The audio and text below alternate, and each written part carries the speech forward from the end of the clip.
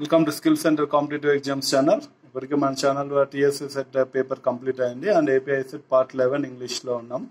And ఇంకెవరైనా subscribe చేయండి and like చేయండి, షేర్ చేయండి. అండ్ ఆన్లైన్ క్లాసెస్ కొరకు చాలా మంది జాయిన్ అయ్యారు. ఇంకెవరైనా జాయిన్ కావాలనుకుంటే 9849678420 నెంబర్కి చెప్పండి. ఓకే, కాల్ చేయండి. సో దట్ మీరు ఫర్దర్ డీటెయిల్స్ అనేది వస్తాయి. అండ్ ఫీజు వచ్చేసరికి ఐసెట్కి 2500 రూపీస్ ఉంటుందమ్మా. అండ్ ఇంకేమైనా ఫర్దర్ డీటెయిల్స్ కావాలంటే ఆ నెంబర్కి అనేది కాల్ చేయండి. మీరు మిగిలిన డీటెయిల్స్, ప్రొసీజర్ కావచ్చు, సిలబస్ కావచ్చు and anything. Okay, all details will be send to your PDF, right? And contact info మేజర్గా 9849678420 ఈ నెంబర్కి కాల్ చేయండి. సో దట్ మీకు అన్ని విషయాలు కూడా ఓకే చెప్పడం జరుగుతుంది. And getting in to English next.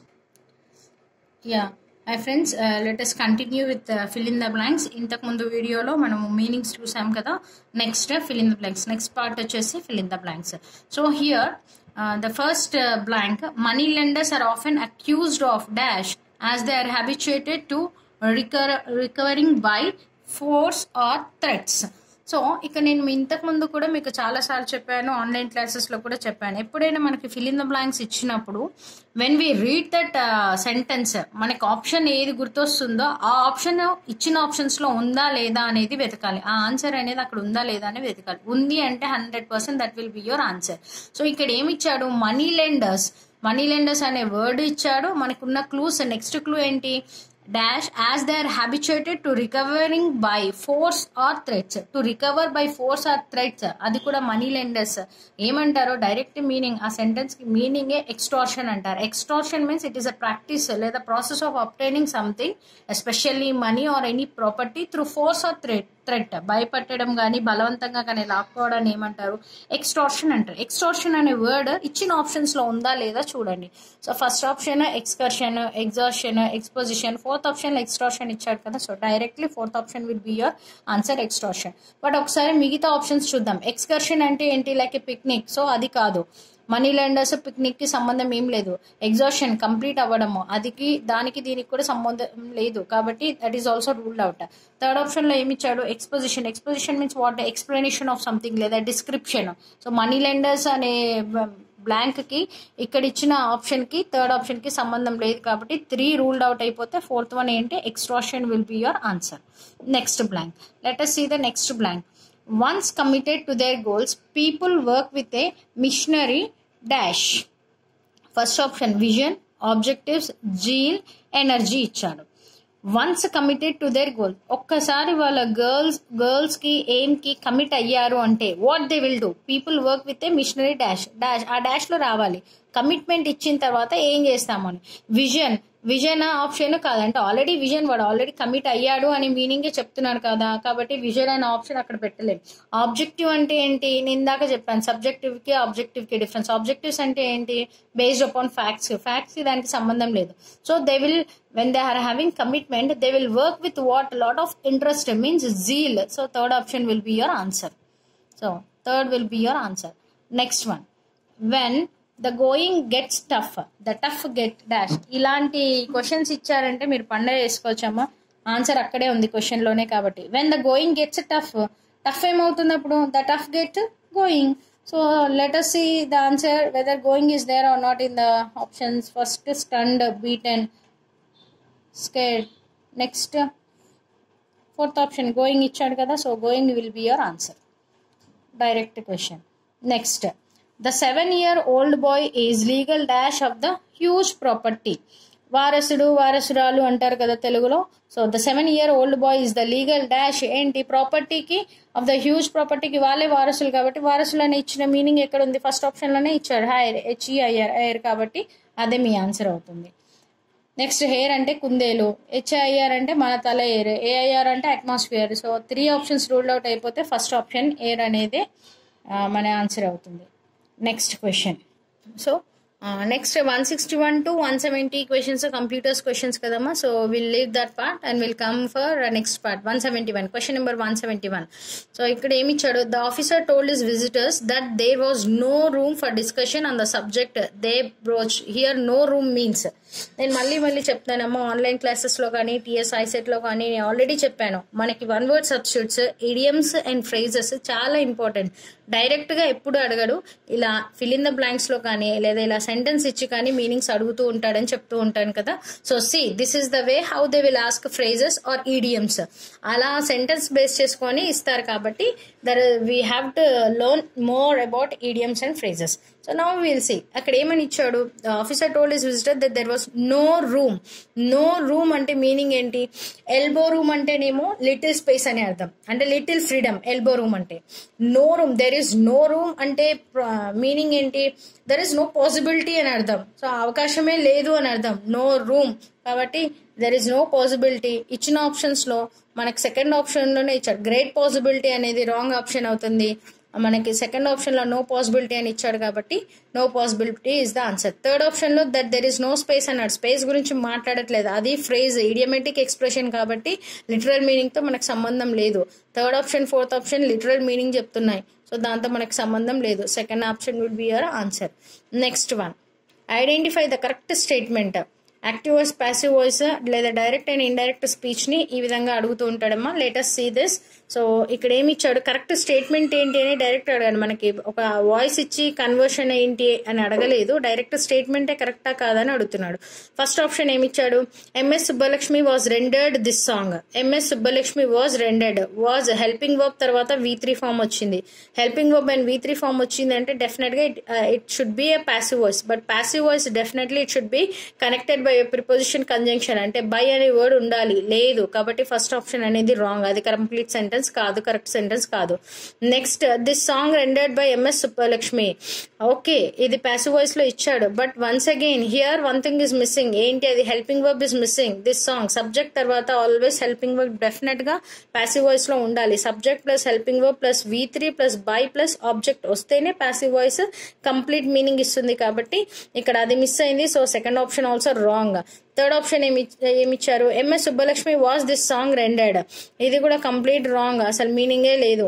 This song రెండెడ్ verb తర్వాత వచ్చింది, ఆబ్జెక్ట్ మధ్యలో వచ్చింది, కాబట్టి అసలు సెంటెన్స్ ఫార్మేషన్ కరెక్ట్ లేదు, కాబట్టి third option is also wrong. And fourth option, this song was rendered by MS Subbalakshmi, is exactly true and it is in passive voice. దీనికి passive voice కదా, యాక్టివ్ వాయిస్ ఏమవుతుంది, MS Subbalakshmi rendered this song అవుతుంది. MS Subbalakshmi rendered this song కి this song was rendered by MS Subbalakshmi అనేది passive voice. So sentence perfect గా ఉంది కాబట్టి fourth option will be your answer. నేను మళ్ళీ చెప్తున్నాను, మీకు ఆన్లైన్ క్లాసెస్ లో ఇవన్నీ ఎన్ని యాక్టివ్ వాయిస్ ప్యాసివ్ వాయిస్ ఉన్నాయో దాని కన్వర్షన్ మీకు రాకపోయినా నేను ఆప్షన్స్ ని బట్టి ఐడెంటిఫై చేసే టెక్నిక్ చెప్తాను అన్నాను, చెప్పాను. నెక్స్ట్ ఇంకెవరైనా జాయిన్ అయినా వెరీ ఈజీ మా, మీకు ఇలాంటి క్వశ్చన్స్ ఎన్ని వస్తే అన్ని మార్క్స్ మీ పాకెట్ లో ఉన్నట్లే. For sure I'm going to discuss about that. Next question, low paying jobs are a dime of dozen. మళ్ళీ అగైన్ ఇడియమెటిక్ ఎక్స్ప్రెషన్ ఇచ్చాడు, అండర్లైన్ ఫ్రేజ్ మీనింగ్ అడుగుతున్నాడు. A dime of dozen, dime of dozen అని ఇచ్చాడు. Dime of dozen అంటే meaning ఏంటి, very common, అంటే చాలా ఎక్కువ ఉంటాయి, కామన్ గా ఉంటాయి, ఎక్కువ ఉంటాయి, కానీ ఇన్ఎక్స్పెన్సివ్, చాలా తక్కువ, చీప్ ఖర్చులో ఉండేవి, ఎక్కువ ఉండేది, క్వాంటిటీలో ఎక్కువ ఉండేది అని మీనింగ్. సో ఇచ్చిన ఆప్షన్స్ లో ఫస్ట్ ఏమన్నా అన్కామన్ అండ్ ఆడ్. అన్కామన్ కాదు, అది కామన్ అండ్ సెకండ్ ఆప్షన్ లో ఏమిచ్చాడు, కామన్ అనే లిటిల్ వాల్యూ, ఇన్ఎక్స్పెన్సివ్ అన్న లిటిల్ వాల్యూ అన్న ఒకటే కదా. So second option dime of dozen అంటే ఏంటి, very common and of little value అని అర్థం. So second option will be your answer. Next, did you, ఇవి స్టేట్మెంట్స్ అమ్మా.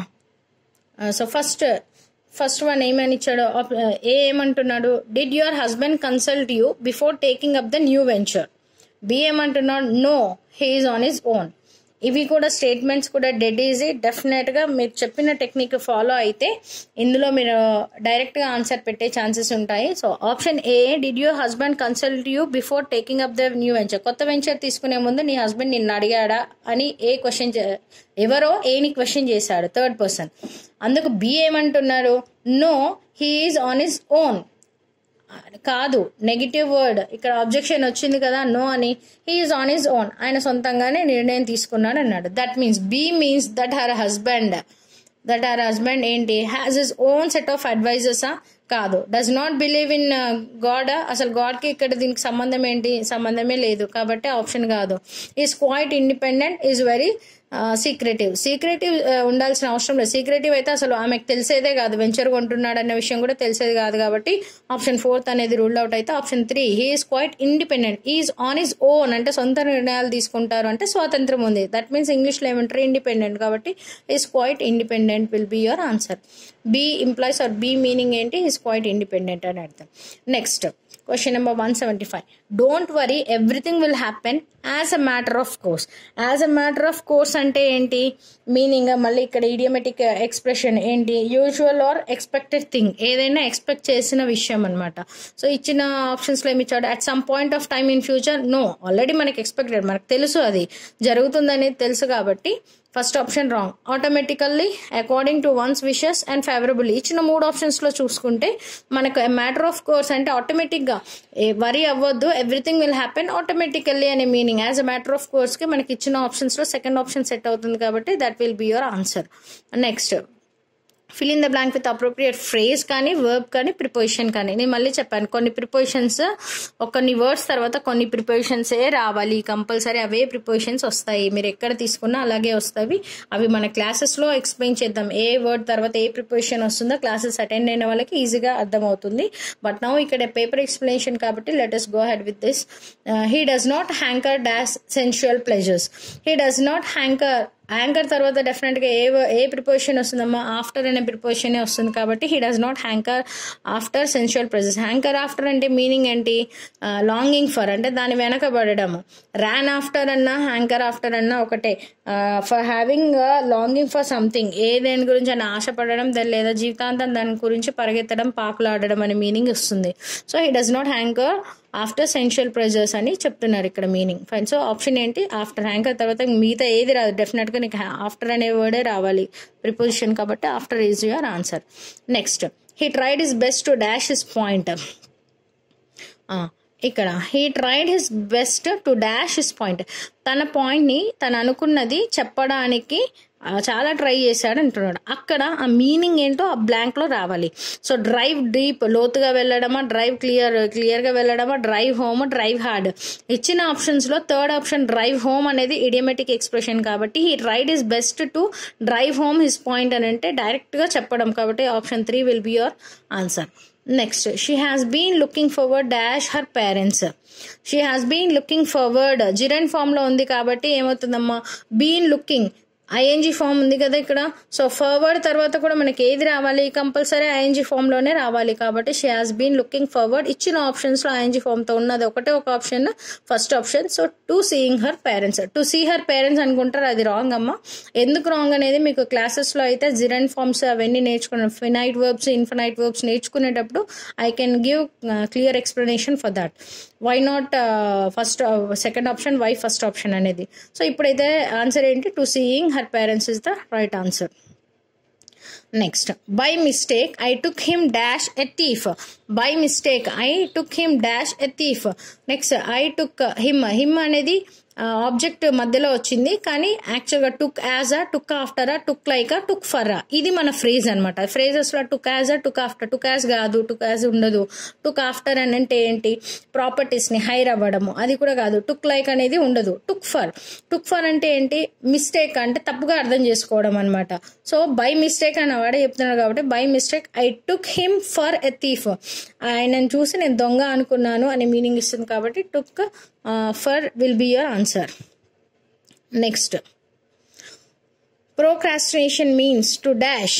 ప్రోక్రాస్టినేషన్ మీన్స్ టు డాష్ అని ఇచ్చాడు. కింద ఇచ్చిన ఆప్షన్స్లో ఏమి ఇచ్చాడు? Put up, put up on, put above, put off. Procrastination అంటే ఏంటి? Same verb, phrasal verb meaning ఏంటి? పుట్ ఆఫ్ అని అర్థం. కాబట్టి direct meaning fourth option. Will go head with the answer fourth option. Next, fill in the blank. He had no hope left as all his plans were dash.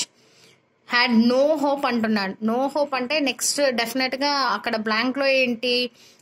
రావాల్సిందే negative meaning వస్తుంది. Hopes లేవు అంటున్నాడు కాబట్టి ఎందుకు ఏదో something జరిగింది అందుకని hope లేదంటున్నాడు. ఆ జరిగింది ఏంటో we have to do as all his plans were.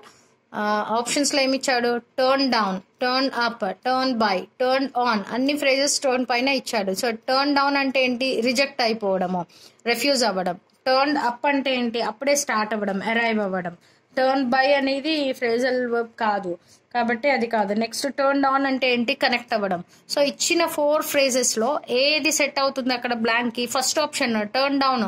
Reject అయిపోయాయి, రెఫ్యూజ్ అయిపోయాయి కాబట్టి నో హోప్ లెఫ్ట్ అంటున్నాడు కాబట్టి first option will be your right answer. Second దాంట్లో అరైవ్ అనే మీనింగ్, ఫోర్త్ దాంట్లో కనెక్ట్ అనే మీనింగ్ వస్తున్నాయి కాబట్టి అవి రెండు కావు.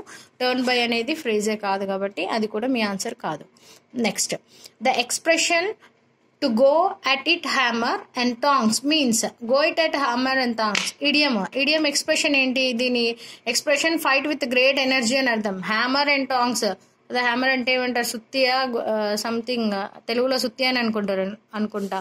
సో అండ్ టాంగ్స్ అంటే ఏంటి? ఫైట్ విత్ గ్రేట్ ఎనర్జీ, చాలా ఎనర్జీతో యుద్ధం చేయడం, వార్ చేయడం కాబట్టి, ఆర్ ఎనీథింగ్ ఫైట్ చేయడం కాబట్టి ఫస్ట్ ఆప్షనే. ఆ idiomatic expression meaning first option, fight with great energy. So that will be your answer. Next, the answer given by the film star to the question by the press reporters is wide of the mark. Wide of the mark అంటే ఏంటి? సంబంధం లేనిది, ఇర్రిలెవెంట్. So ఇచ్చిన ఆప్షన్స్లో మనకి direct third ఆప్షన్లో ఇర్రిలెవెంట్ అనే option ఇచ్చారు కాబట్టి third option will be your answer. First one ఏంటి? హిలారియస్ అంటే ఏంటి? గ్రేట్ అమ్యూజింగ్ కాబట్టి అది ఆన్సర్ కాదు. ఫ్రాంక్ కాదు, ఎంటర్టైనింగ్ కాదు. వైడ్ ఆఫ్ ద మార్క్ అంటే ఉన్నదానికి ఎక్స్ట్రాగా వెళ్ళిపోవడం కాబట్టి ఇర్రిలెవెంట్. So third will be your answer. Next 184 question number. The patriot dash his life for his country. Patriot definitely ఏం చేస్తాడు? patriot కాబట్టి తన దేశం కోసం లైఫ్ ని స్పెండ్ చేస్తాడు, లైఫ్ ని కాస్ట్ గా పెడతాడు కాబట్టి ఇచ్చిన ఆప్షన్స్ లో ఏంటి? లేడప్. లేడప్ అంటే ఏంటి? బెడ్ లో ఉండడం, అంటే పడుకొని ఉండడం కాబట్టి ఆ ఫ్రేజ్ మీనింగ్ కాదు. లేడ్ ఆన్ అంటే డిపెండ్ అవ్వడం కాబట్టి అది కూడా కాదు. నెక్స్ట్ ఆప్షన్ ఏంటి? Laid down. లేడ్ డౌన్ అనేది absolutely right. Laid down means to cost is life for the country. So third option will be your answer. Laid by అనేది ఫ్రేజే కాదు కాబట్టి ఫోర్త్ ఆప్షన్ కూడా ఆన్సర్ కాదు. So third will be your answer. Yeah, fine. This is your regarding idioms and phrases. Next 185 question number 185. Next, never dash such an amusing show. Never dash ఇచ్చిన options లో ఏమి ఇచ్చాడు? మనకి grammatical filling ఇచ్చాడు. Never I have seen such an amusing show కాదు. ఎప్పుడైనా మనకి adverb ముందు వచ్చింది అంటే అడ్వర్బ్ తర్వాత డెఫినెట్ గా we have to go head with verb but not noun are pronoun. So we should go head with verb. ఇచ్చిన ఆప్షన్స్ లో ఫస్ట్, సెకండ్, థర్డ్ అన్ని కూడా ప్రొనౌన్ ఐతోనే స్టార్ట్ అయ్యాయి కాబట్టి అన్ని రూల్డ్ అవుట్ అయిపోతే మనకు మిగిలింది ఒకటే, అదేంటి? ఫోర్త్ వన్ కాబట్టి have I seen. Never have I seen such an amusing show. దీనికి ఎక్స్ప్లెనేషన్ ఇక్కడ ఆన్సర్ అయితే నేను డైరెక్ట్గా చెప్పానండి, కానీ ఎక్స్ప్లెనేషన్ పార్ట్లో మీకు ఆన్లైన్ క్లాసెస్లో కానీ ఆఫ్లైన్ క్లాసెస్లో కానీ I can give you clear explanation why fourth option is right.